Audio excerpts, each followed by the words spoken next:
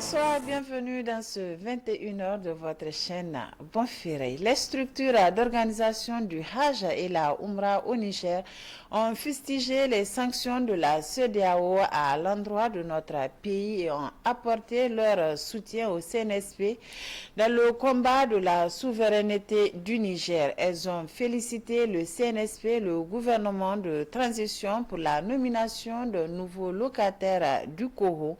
C'était au cours d'une déclaration rendue publique ce matin dans les locaux du centre Amir Sultan de Niamey. Récit avec Boubacar Amadou et Rabiou Labou. Réunis au sein de la cause appel et de la FNACHO, les chefs d'agence pour le Hajj et la Umrah, par la présente déclaration, se réjouissent du choix porté sur Cheikh Ben Salah pour diriger le commissariat à l'organisation du Hajj et la Umrah Coho. La nomination d'un nouveau commissaire à la personne de Cheikh Ben Salah, Allahu Akbar, Hafizullah, connu de tous pour sa courtoisie et ses connaissances islamiques, et surtout dans le secteur du Hajj, améliorera sans doute l'organisation du Hajj dans notre pays. C'est pour cette occasion que nous nous sommes réunis pour remercier sincèrement les autorités de la transition, le CNSP et le gouvernement pour avoir soulagé les pèlerins nigériens et les chefs d'agence. Tout en félicitant le nouveau commissaire, ces deux structures de l'organisation du Hajj et la Umrah souhaitent pour ce dernier une meilleure gestion de cette structure et qu'Allah l'assiste dans ses nouvelles fonctions. Nous osons espérer que les relations entre lui et les chefs d'agence que nous sommes, acteurs principaux du Hajj, soient cordiales et sincères pour le bonheur du futur pèlerin nigérien. Quant à nous, nous nous engageons à être à la hauteur de nos responsabilités, celle de la gestion administrative et financière de nos pèlerins. Selon les chefs d'agence, depuis la création du Coho en 2013, l'organisation du Hajj et la Umrah dans notre pays n'a connu que des problèmes liés à la mauvaise gestion des activités administratives et financières de ce secteur par les trois commissaires qui se sont précédés. Ces commissaires et surtout celui des éditions du Hajj 2022 et 2023 et aussi l'application du décret numéro 2023/187/PRN/PM du 23 février 2023 modifiant et complétant le décret numéro 2013/196/PRN/PM du 31 mai 2013 portant sur les modalités de l'organisation du Hajj et de la Umrah au Niger ont rendu catastrophique l'édition du Hajj 2023 pour les pèlerins, leurs familles et les chefs d'agence. Les signataires de la présente déclaration ont dénoncé les sanctions illégales et inhumaines imposées aux populations nigériennes par la CEDEAO il y a un mois et aussi prié Allah d'accorder le paradis éternel à nos forces de défense et de sécurité tombées sur le champ d'honneur et présenter leurs condoléances aux familles endeuillées. Mobilisation ce matin à la devanture du siège de la CEDEAO au Niger des femmes engagées pour la sauvegarde de la patrie FESPA. C'était un sit-in suivi de déclarations pour condamner les sanctions de la CEDEAO à l'encontre de notre pays. Le résumé de la déclaration avec Aïchatou Mamadou et Ibrahim Ousmane.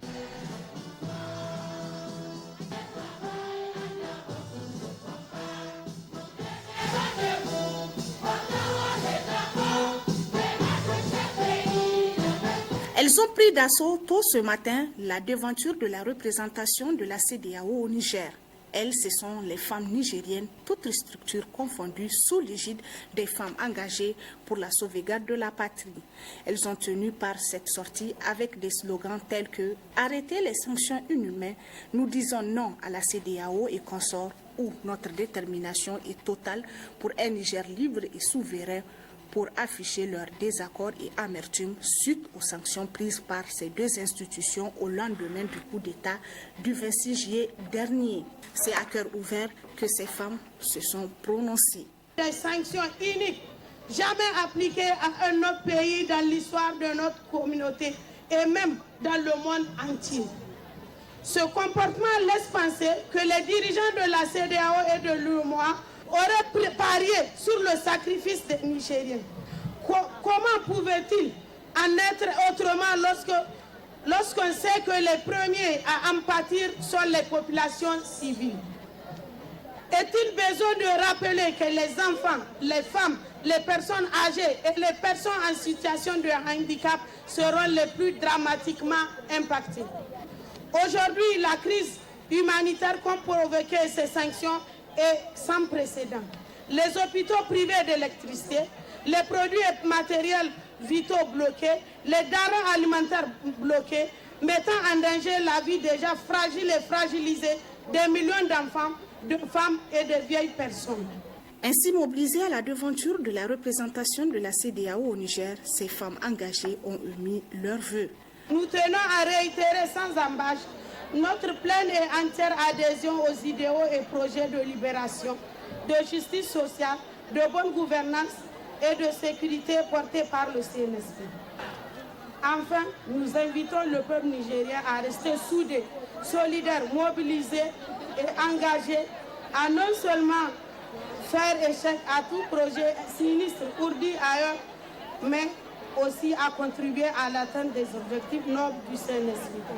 Ce sitting suivi de déclarations rendues publiques, organisé par les femmes engagées pour la sauvegarde de la patrie, a reçu l'adhésion de plusieurs structures syndicales représentatives, dont la CNT, la CDTN, les organisations féminines et de la société civile. Les forces de défense et de sécurité ont été représentées par le Conseil national pour la sauvegarde de la patrie CNP, qui ont également répondu présent à l'appel de ces femmes. Le CNSP était porteur d'un message du chef d'État Abdrahmane Tchani, qui demande une fois de plus la contribution de ces femmes pour l'atteinte des objectifs de développement récemment formulés. Les conseillers et les inspecteurs de l'éducation sont interdits de faire les cours de vacation en cette année scolaire 2023-2024. Une décision du ministère en charge de l'éducation nationale que les syndicats du secteur éducatif ont diversement apprécié. Retrouvons Suleiman Ousmane et Mamadou Djouri. C'est la fin du parcours de certains conseillers pédagogiques et inspecteurs de l'éducation qui donnent des cours de vacation dans les établissements scolaires privés de la place. Ainsi en a décidé le ministère en charge de l'éducation nationale. Les acteurs de l'éducation ont porté leur appréciation sur cette décision. Moi je pense que les camarades, je veux dire les inspecteurs et les conseillers pédagogiques sont dans l'obligation de pouvoir respecter le texte, comme ils le font respecter aussi aux autres enseignants. Vous voyez, donc en fait c'est un peu ça. Mais l'un de l'autre, je pense que même s'il faut le faire, il faut que les gens puissent mesurer, voir leur temps mort, c'est-à-dire le moment où ils ne sont pas en service de l'État pour pouvoir l'exécuter. Mais maintenant, vous n'allez pas voir un inspecteur ou un conseiller qui va dire moi, je me porte garant en tant que parent de l'élève, en tant que patriote. Je vais aller faire 6 heures là-bas ou je vais aller prendre une classe. Ils ne le font pas. Actuellement, il y a des CS qui n'ont pas de professeur de filée. Moi, je connais 2 établissements où cette rentrée-là n'ont pas de professeur de filée. Cependant, les structures de l'éducation demandent à la ministre en charge de l'éducation de prendre des mesures urgentes pour assurer la mise en application définitive de cette situation. La ministre devrait aussi voir, parce qu'il ne faut pas que les conseillers pédagogiques et les inspecteurs, comme on les a retiré cette possibilité, ils vont commencer à harceler les fondateurs des écoles. Parce qu'il y a cette pratique aussi qu'il faut mettre en nu. Ils partent les harceler pour toujours avoir. Chaque semaine, il y a des conseillers ou des inspecteurs. Chaque semaine, il y a des écoles privées, ils font tout. Ils font tout, ce n'est pas pour aller faire leur travail qu'ils devraient faire pour contrôler les normes et la qualité. Non, c'est pour aller, c'est leur enveloppe. Ils partent seulement, ils s'assoient dans le bureau, du fondateur ou de responsable d'établissement qui est là. On va aller les acheter de la viande avec sucrerie. Oui, après. Ça fait partie de l'inspection. Oui, après, non, ça ne fait pas partie de l'inspection. Dans le temps où les inspecteurs sont craints et respectés, c'est quoi? L'inspecteur, s'il vient chez toi, pas même au privé, même au public, même au lot, quand vous le donnez à boire, il ne prend pas, il dit qu'il vient avec son eau. Exercés depuis des années par beaucoup de conseillers pédagogiques et autres inspecteurs de l'éducation, les cours de vacation exercés par ces derniers dans les établissements scolaires privés de la place ne sont pas autorisés par les textes de la fonction publique. Des sanctions et amendes sont également prévues allant de 30 000 à 300 000 francs CFA. Sport, football, avant de retrouver la rubrique Actu sur le web. Dans le cadre de la journée FIFA du mois d'octobre, le MENA du Niger a fait un parcours honorable. Le Niger a battu la Somalie sur le score de 3-0 et a obtenu le match nul, un but partout contre la Libye. Ces résultats confortables sont enregistrés avec le nouveau sélectionneur par intérim. Les résumés des rencontres avec Mohamed Alpha. Après sa victoire face aux étoiles de l'océan de la Somalie, 3-0 le 14 octobre dernier, le MENA national a enregistré ce mardi 17 octobre 2023 un match nul, un but partout à Casablanca au Maroc devant la Libye. Pourtant, les deux formations étaient à égalité d'un score vierge et nul, 0 but partout à la première période de jeu. À la reprise, l'équipe libyenne s'est montrée plus agressive en ouvrant le score à la 56e minute de jeu. Ce but a donné aux protégés de Zakaria Ibrahim plus de vivacité et d'être offensif, ce qui a été payant à la 75e minute de jeu avec Mahamadou Sabo Dilepel qui a marqué d'une superbe tête en pleine lucarne et a ramené les deux équipes à égalité. Et score final, un but partout. À l'issue de ce mini-tournoi, le MENA national conduit par son nouveau sélectionneur par intérim, Zakaria Ibrahim, a totalisé une victoire et un match nul avec 4 buts marqués et 1 but encaissé, ce qui conforte bon nombre de Nigériens et donnera également des points supplémentaires au Niger dans le classement prochain de la FIFA des équipes nationales. Cet exploit réalisé va certainement créer la confiance perdue par le MENA national en manque de résultats depuis plusieurs années.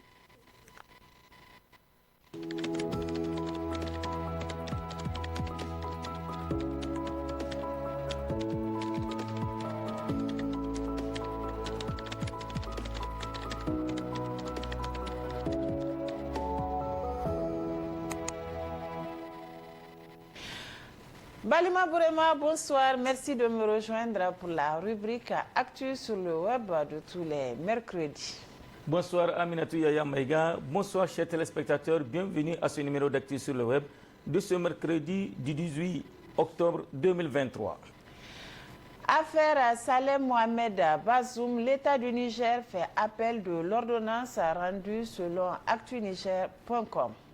Oui, des sources judiciaires, actuniger.com a appris que les avocats de l'État du Niger, à travers l'agence judiciaire de l'État, AJE, ont fait appel de l'ordonnance du 6 octobre 2023 par laquelle le juge des référés du tribunal de Niamey, saisi par le conseil du fils de l'ancien président, a ordonné la libération de Salem Mohamed Bazoum. Dans l'ordonnance rendue le vendredi 6 octobre 2023 par le juge de référé du tribunal de grande instance hors classe de Niamey, qui statuant publiquement et en premier ressort, un délai de 15 jours avait été assorti à la décision pour avis d'appel.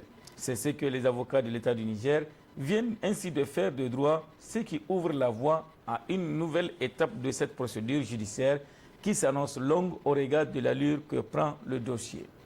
Pour rappel, Salem Mohamed Bazoum est gardé depuis le coup d'État du 26 juillet dernier au sein de la résidence présidentielle en compagnie de ses deux parents.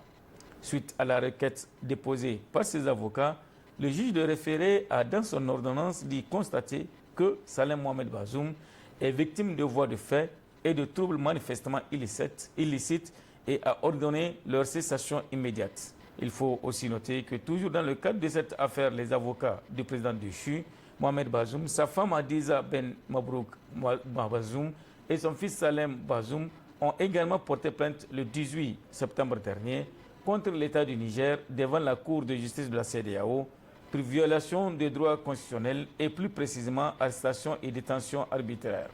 Conformément aux procédures en cours au niveau de la juridiction communautaire, l'agence judiciaire de l'État AJE a été saisie pour apporter ses observations ainsi que ses remarques et l'instruction du dossier suit son cours à Abuja où siègent les sages de la CEDEAO. Pendant ce temps, ANP.NE nous apprend que 31 terroristes ont été tués dans la zone de Terra.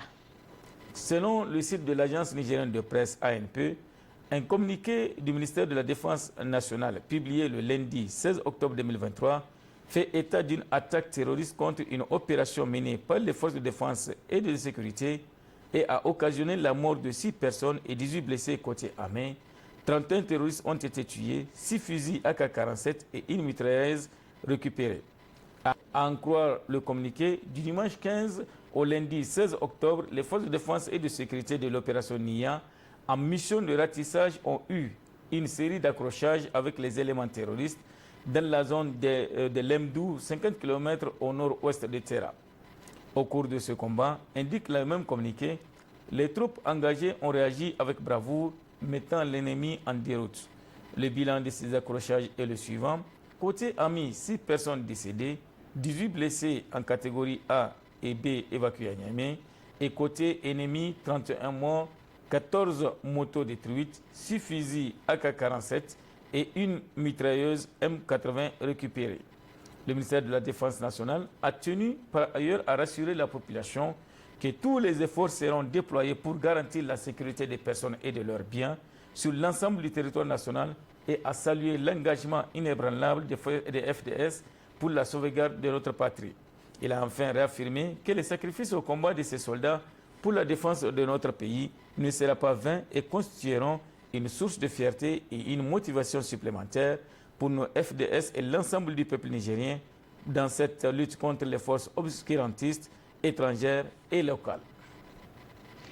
Uranium, les échos du Niger.com annonce que la SOMIDA a le soutien des autorités de la transition au Niger. Le gouvernement de transition du Premier ministre Lamine Zen a confirmé son soutien total au projet d'uranium d'ASA de Global Atomic Corporation, a déclaré la société ce 16 octobre par les canaux officiels.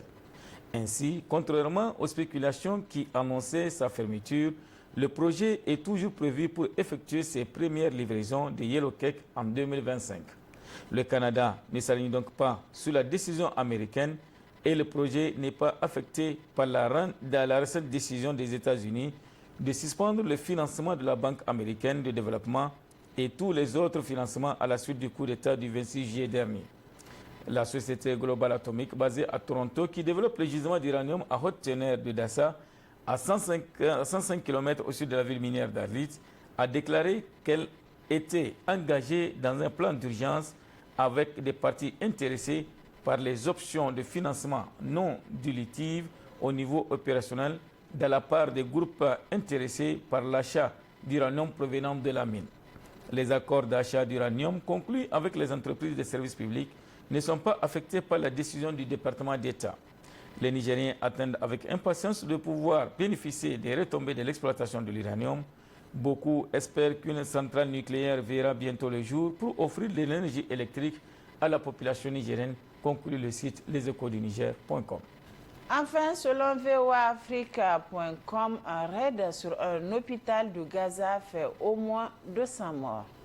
Oui, au moins 200 personnes ont été tuées hier mardi dans une frappe israélienne sur l'enceinte d'un hôpital de Gaza, selon le Hamas, suscitant des protestations internationales à la veille d'une visite en Israël du président américain Joe Biden après l'attaque sanglante du mouvement le 7 octobre 2023. Au 11e jour de la guerre déclenchée par cette attaque du Hamas, entre 200 et 300 personnes sont mortes dans un bombardement ayant touché l'enceinte de l'hôpital Ahali Arabe, situé dans le centre-ville, et des centaines de victimes se trouvent encore dans les décombres, selon un communiqué du ministère de la Santé du territoire palestinien, contrôlé par le Hamas, qui accuse Israël d'être à l'origine de cette attaque. L'armée israélienne a pour sa part imputé cette frappe à l'organisation palestinienne Jihad islamique. D'après les informations des services de renseignement basées sur plusieurs sources que nous avons obtenues, le Jihad islamique est responsable du tir de roquettes raté qui a touché l'hôpital, a affirmé l'armée israélienne dans un communiqué. Une attaque contre une infrastructure civile ne respecte pas le droit international, a réagi le président du Conseil européen Charles Michel. Le président palestinien Mahmoud Abbas dénonçant lui aussi un massacre et décrétant un deuil national de 3 jours. L'OMS a aussi condamné fermement le raid sur l'hôpital, qualifié de crime de guerre par la Ligue arabe. Le président turc Recep Tayyip Erdogan a lui appelé à l'arrêt de cette violence sans précédent à Gaza. Depuis le début de la guerre le 7 octobre dernier, l'armée israélienne bombarde quotidiennement en riposte à l'attaque du 7 octobre la bande de Gaza, jurant d'éliminer le mouvement palestinien. Ces frappes ont provoqué le déplacement d'1 million de personnes selon l'ONU, dont de nombreuses ont trouvé refuge dans les hôpitaux. Balima Bouraima, merci. À la semaine prochaine, Inch'Allah. Merci aussi à vous, Aminatou Yaya Maïga. Merci à vous aussi, chers téléspectateurs, et à la semaine prochaine, Inch'Allah. Monsieur, dames, merci également à vous de nous avoir suivis. Ici se referme cette édition d'information. Excellente soirée en compagnie de nos programmes. Bonsoir.